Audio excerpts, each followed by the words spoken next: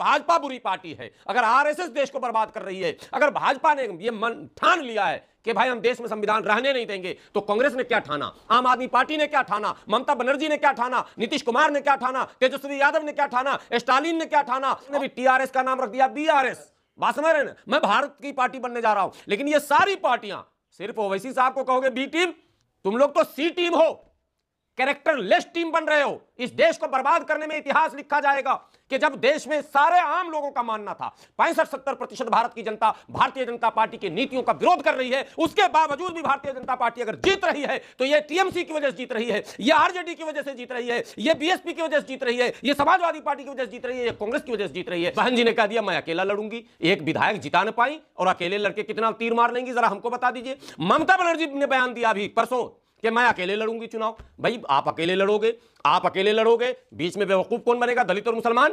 तो हैरत होगी। राजस्थान और मध्य प्रदेश में आम आदमी पार्टी की तैयारी हो रही है, किसको किसको आप बी टीम कहेंगे? अगर ओवैसी राजस्थान जाए तो बी टीम और केजरीवाल राजस्थान जाए तो ए टीम। नहीं, यह पैमाना नहीं हो सकता सियासत का ये कोई पैमाना नहीं हो सकता। अगर केजरीवाल को पूरे राज्य में लड़ने का अधिकार है, अगर अखिलेश को लड़ने का अधिकार है, अगर बहन जी को लड़ने का अधिकार है, अगर ममता बनर्जी को लड़ने का अधिकार है, तो असदुद्दीन ओवैसी को भी लड़ने का अधिकार है। गुजरात पर भी बोला गया था तमाम राज्यों में ओवैसी को घेरा जा रहा। भाई मतलब मुसलमान है इसलिए तुम घेर लिया कि वो बी टीम। मुसलमानों ने ठेका ले रखा क्या डेमोक्रेसी बचाने का? अकेला मुसलमान बचाएगा क्या? सच है कि मनुस्मृति पर आधारित संविधान तैयार हो चुका है, यह सच है कि उनका मंशा है कि हम मनुस्मृति लागू करें, लेकिन इस सच को स्वीकारेगा कौन? गुलाम सरवर अखिलेश जी नहीं स्वीकारेंगे, समझौता नहीं कर सकते, 2 कदम पीछे नहीं हट सकते। बनेंगे तो प्रधानमंत्री बनेंगे, तो 17 प्रधानमंत्री के दावेदार जब आओगे तो मोदी जी के सामने कहां टिक पाओगे?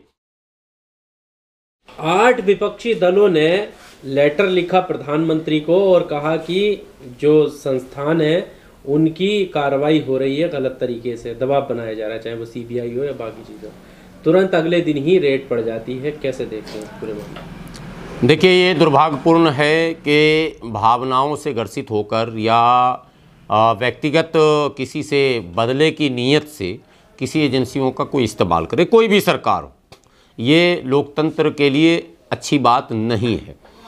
लेकिन सवाल ये पैदा होता, आपने कहा कि 8 विपक्षी दलों ने प्रधानमंत्री को चिट्ठी लिखी है। उन 8 विपक्षी दलों में आपको ये संज्ञान में होगा आपके कि कांग्रेस शामिल नहीं है।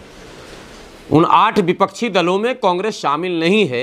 यही दुर्भाग्य है इस देश के विपक्ष का कि आखिर क्या कारण है कि मुख्य विपक्षी होने के बावजूद भी कांग्रेस पार्टी जब नेशनल हेराल्ड के मामले में ईडी ने श्रीमती सोनिया गांधी जी को और श्री राहुल गांधी जी को सम्मन भेजा और बुलाया, तो आपको याद होगा वो दृश्य दिल्ली की सड़कों का, आपको याद होगा वो भीड़, आपको याद होगा जब प्रियंका गांधी सड़कों पर बैठ गई थी, दुपट्टा इधर से उधर बिखर गया था, काले कपड़े में लोग सड़क पर उतरे थे।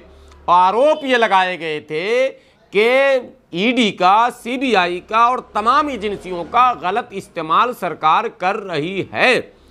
ऐसे में कांग्रेस पार्टी का भी कर्तव्य बनता है कि वो मुख्य विपक्षी पार्टी होने का परिचय दे, लेकिन हुआ नहीं। ये चीज हुआ क्या?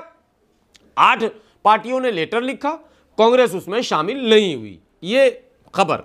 दूसरी बात आपको बताऊं विपक्ष की, केवल कांग्रेस पर अगर ईडी, सीबीआई या दूसरी एजेंसियों का हमला होता तो कोई बात नहीं साहब, मायावती बिल्कुल खामोश बैठी हुई है। लोग कहते हैं कि ईडी सीबीआई का भय उनको भी है। आपको यह भी याद होना चाहिए कि साउथ के कई भाजपाई लीडरों के घर भी ईडी सीबीआई के चक्कर कट रहे हैं। दिल्ली की धरती पर राजनीति से भ्रष्टाचार को मिटा देने वाली पार्टी, राजनीति में पारदर्शिता लाने वाली पार्टी और आम आदमी को मुख्य भूमिका में लाने वाली पार्टी, जिसका नाम ही आम आदमी पार्टी है। आम आदमी के खास नेता दवा मंत्री जेल में है और शराब मंत्री, दवा और दारू, हमारे बूढ़े बुजुर्ग कहा करते थे भैया बीमार है दवा दारू करा ले। अब खाक दवा दारू कराएंगे, दवा मंत्री भी जेल में, दारू मंत्री भी जेल में। और इन दोनों की गिरफ्तारी पर आम आदमी पार्टी के कार्यकर्ता हजारों की तादाद में भाजपा दफ्तर को घेर रहे हैं और भाजपा दफ्तर को घेर कर यह आरोप लगा रहे हैं कि ईडी, सीबीआई और तमाम एजेंसियों का दुरुपयोग हो रहा। मैं भी मानता हूं दुरुपयोग हो रहा। चलिए मैंने माना केजरीवाल जी मैं आपके साथ खड़ा हूं, राहुल जी मैं आपके साथ खड़ा हूं, तेजस्वी जी मैं आपके साथ खड़ा हूं, लेकिन आप सब कहां खड़े हैं जरा ये तो बताइए।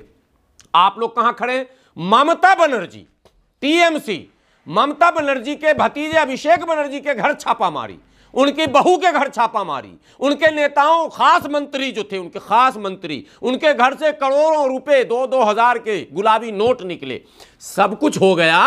आज ममता बनर्जी नॉर्थ ईस्ट के चुनाव में विपक्षी एकता को भंग करते हुए भाजपा को वाक ओवर देने का काम ममता बनर्जी ने किया या नहीं किया, ये बताइए आप।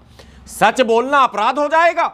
आज देश में हो क्या रहा? लोग चाटुकारिता कर रहे हैं, लोग चमचागिरी कर रहे हैं, मुझे कोई दल ले ले अपने में। अरे भैया दलदल के चक्कर में चले मत जाओ, वरना दलदल में चले जाओगे। दलों में तो है ना शामिल? नहीं, कांग्रेस शामिल नहीं है।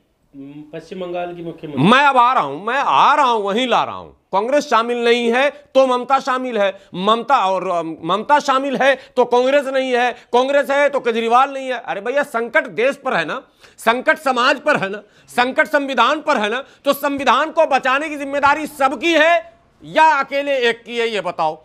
तुम सब एक क्यों नहीं होते? चुनाव पर चुनाव होते जा रहे हैं, एक दूसरे को हराने में क्यों लगे हुए हो? अगर भाजपा बुरी पार्टी है, अगर आरएसएस देश को बर्बाद कर रही है, अगर भाजपा ने ये मन ठान लिया है कि भाई हम देश में संविधान रहने नहीं देंगे, तो कांग्रेस ने क्या ठाना, आम आदमी पार्टी ने क्या ठाना, ममता बनर्जी ने क्या ठाना, नीतीश कुमार ने क्या ठाना, तेजस्वी यादव ने क्या ठाना, स्टालिन ने क्या ठाना, और टीआरएस ये भी प्रधानमंत्री बनने के दौर में जा रहे हैं साहब। इन्होंने भी टीआरएस का नाम रख दिया बीआरएस। बात समझ रहे हैं? मैं भारत की पार्टी बनने जा रहा हूं, लेकिन ये सारी पार्टियां, सिर्फ ओवैसी साहब को कहोगे बी टीम, ये बी टीम तो चलो बलवान टीम है, तुम लोग तो सी टीम हो, कैरेक्टरलेस टीम बन रहे हो। इस देश को बर्बाद करने में इतिहास लिखा जाएगा कि जब देश में सारे आम लोगों का मानना था 65-70% भारत की जनता भारतीय जनता पार्टी की नीतियों का विरोध कर रही है, उसके बावजूद भी भारतीय जनता पार्टी अगर जीत रही है तो ये टीएमसी की वजह से जीत रही है, ये आरजेडी की वजह से जीत रही है, ये बीएसपी की वजह से जीत रही है, ये समाजवादी पार्टी की वजह से जीत रही है, ये कांग्रेस की वजह से जीत रही है। इसलिए कान खोलकर आप सुन ले भारत के लोग, दलदल के चक्कर में ना पड़ो। अगर भाजपा को हराना है तो आप अपने अपने समर्थक दलों को संदेश दो, जो दल 2024 में आपस में गठबंधन करने से आनाकानी करेगा उसको हाशिए पर ढकेल दिया जाएगा, इतिहास से उसका नाम मिट्टी में मिला दिया जाएगा। जिस तरह से योगी आदित्यनाथ कहते हैं कि हम मिट्टी में मिला देंगे उन गुंडों को, कथित गुंडों को, एक विशेष जाति के गुंडों को मिट्टी में मिला देंगे, विशेष धर्म को। इसी तरह से आम लोगों की आवाज होनी चाहिए 2024 में कि अगर गठबंधन नहीं करते हो, आज देखिए चुनाव सर पर है, माहौल बन गया है, टीवी पर डिबेट हो रहे हैं, उसके बावजूद कांग्रेस ने अभी तक पत्ते नहीं खोली। बहन जी ने कह दिया मैं अकेला लड़ूंगी, एक विधायक जिता न पाई और अकेले लड़के कितना तीर मार लेंगी जरा हमको बता दीजिए। ममता बनर्जी ने बयान दिया अभी परसों कि मैं अकेले लड़ूंगी चुनाव। भाई आप अकेले लड़ोगे, आप अकेले लड़ोगे, बीच में बेवकूफ कौन बनेगा? दलित और मुसलमान।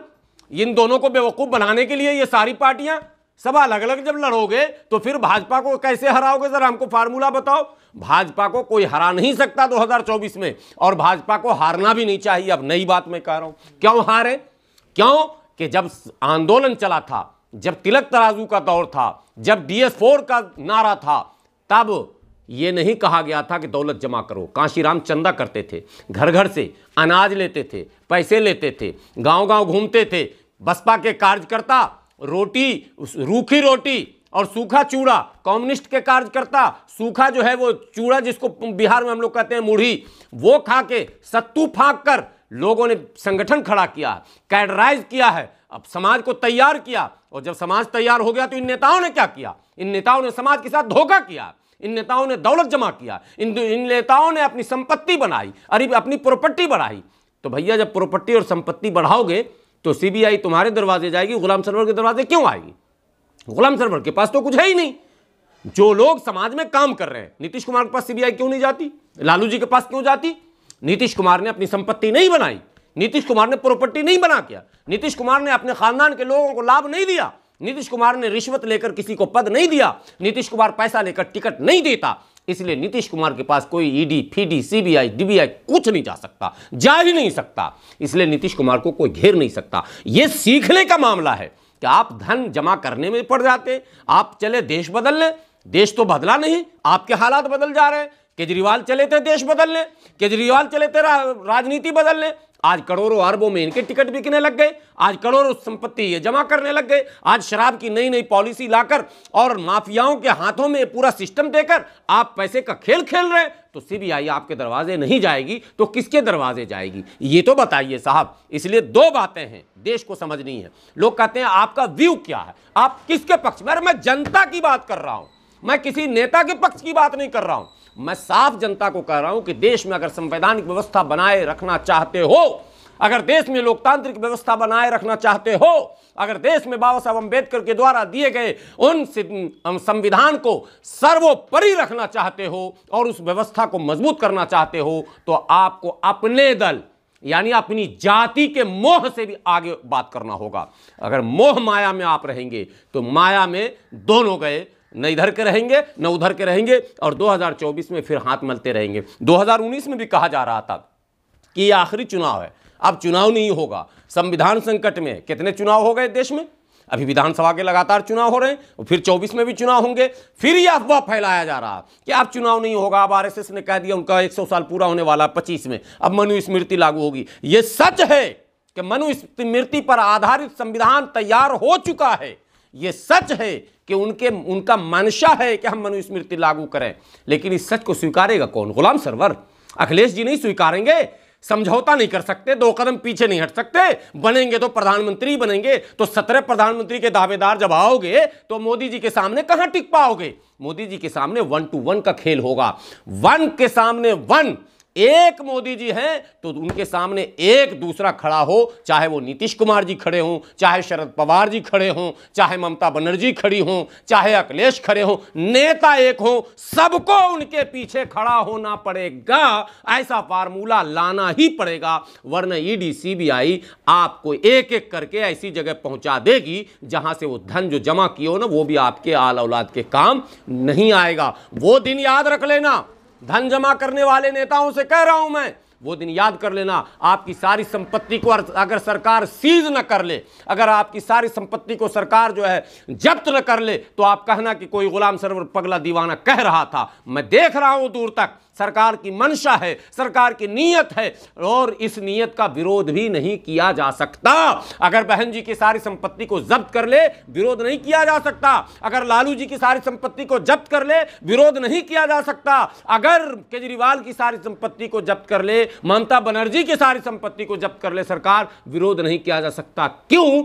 इसलिए कि आपने स्वयं ऐसे वातावरण के निर्माण में भूमिका निभाई है।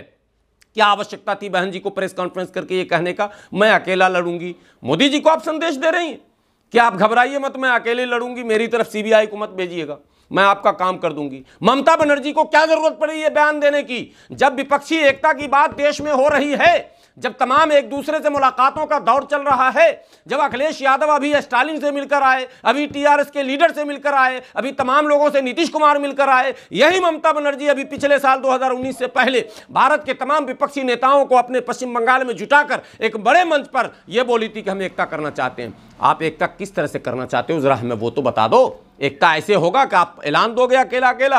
आपने मेघालय को बर्बाद किया, आपने सिक्किम और त्रिपुरा को बर्बाद किया, आपने उन तमाम पूर्वोत्तर राज्यों में न कम्युनिस्ट को आने दिया, न खुद आए, न कांग्रेस को आने दिया, न क्षेत्रीय दलों को आने दिया, और सारे राज्यों में भाजपा जो है क्लियर, मतलब त्रिपुरा में तो क्लियर ही हो गई, बाकी जगहों में गठबंधन करके सरकार बना ली, और आज पूर्वोत्तर के राज्यों में भाजपा का परचम लहर चुका है। गोवा में ममता बनर्जी गई, क्या जरूरत थी आपको जाने की? गोवा जाकर वहां भी डिस्टर्ब किया। ममता बनर्जी गई तो गई, नीम तो नीम, अब करेला आम आदमी पार्टी भी कूदी। अरे भैया ये कौन सा ड्रामा हो रहा है? आप एक जगह मजबूत हो नहीं रहे हो।